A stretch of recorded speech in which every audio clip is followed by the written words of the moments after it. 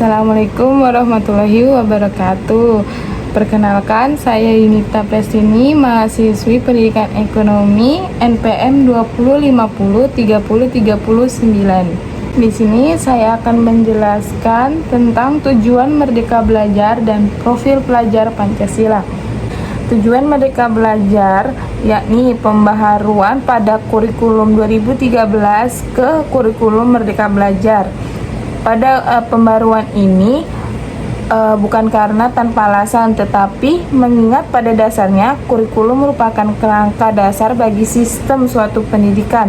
Jika disamakan, kurikulum sendiri ialah pada kerangka bangunannya. Ada beberapa tujuan dari adanya kurikulum Merdeka Belajar, yakni yang pertama, mengembalikan otoritas sekolah dan pemerintah daerah untuk mengelola sendiri pendidikan yang sesuai dengan ada di daerahnya. Maksudnya, otoritas yang dimaksud ialah keleluasaan atau fleksibilitas bagi pemerintah daerah atau sekolah dalam merencanakan, membuat, serta mengevaluasi program-program pendidikan. Kemudian yang kedua, untuk mempercepat dari adanya pencapaian tujuan pendidikan. Maksud dari mempercepat dari adanya pencapaian tujuan pendidikan yakni dengan adanya otoritas pendidikan tadi diharapkan bisa membentuk kualitas SDM yang unggul dan memiliki daya saing yang tinggi.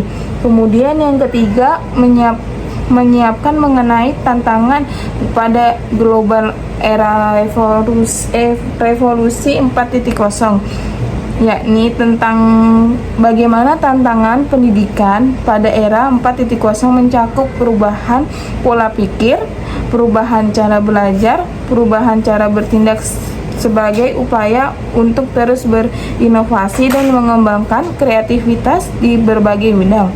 Kemudian ada yang keempat, menguatkan pendidikan karakter melalui profil pelajar Pancasila.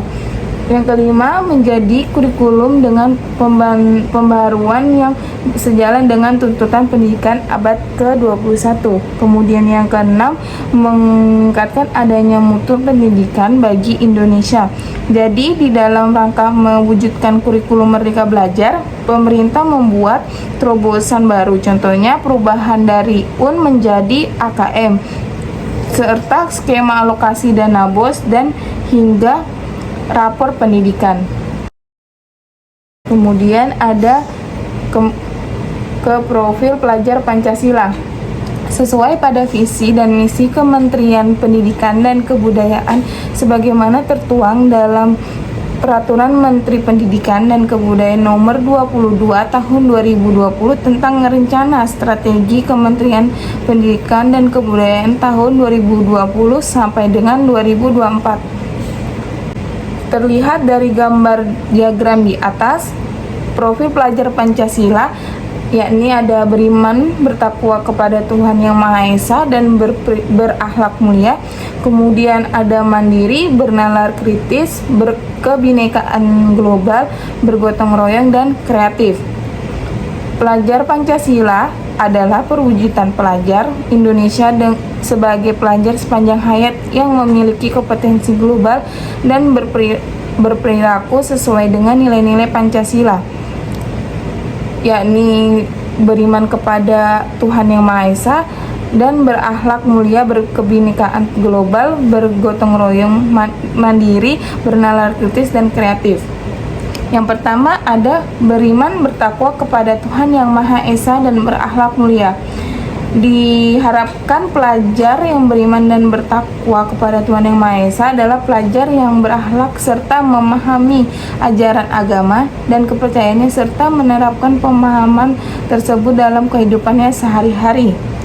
Dalam poin 1 ini ada elemen yang penting, yakni yang pertama ada akhlak keberagamaan, yang kedua ada akhlak pribadi, yang ketiga ada akhlak kepada manusia, yang keempat ada akhlak kepada alam, yang kelima ada akhlak bernegara, kedua ada kebinekaan global.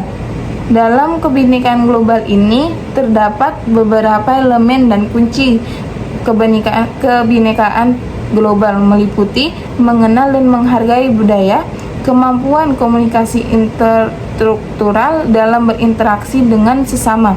Kemudian ada refleksi dan tanggung jawab terhadap pengalaman kebinekaan. Yang ketiga ada gotong royong.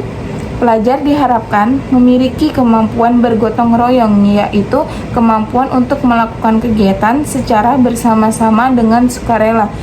Kemudian ada pun elemen-elemennya. Yang pertama, berkolaborasi, kepedulian, dan berbagi. Yang keempat ada mandiri. Mandiri itu pelajar diharapkan bertanggung jawab atas proses dan hasil belajarnya. Ada elemennya, yakni kesadaran akan diri dan situasi yang dihadapi serta regulasi diri. Yang kelima ada bernalar kritis. Bernalar kritis sendiri itu pelajar mampu secara kritis dalam memproses informasi baik kualitatif maupun kuantitatif, membangun keterkaitan antara berbagai informasi, menganalisis informasi, mengevaluasi, dan dapat menyimpulkannya. Kemudian ada elemen pada bernalar kritis ini. Yang pertama, memperoleh dan memproses informasi dan gagasan. Yang kedua, menganalisis dan mengevaluasi penalaran. Yang ketiga, merefleksi pemikiran dan proses berpikir. Yang keempat, dapat mengambil keputusan. Kemudian ada kreatif. Di dalam kreatif ini, pelajar mampu memodifikasi atau menghasilkan sesuatu yang orisinal, bermakna, bermanfaat, serta berdampak. Dari kreatif ini ada elemennya yang terdiri dari menghasilkan gagasan yang orisinil serta menghasilkan karya dan tindakan yang orisinal.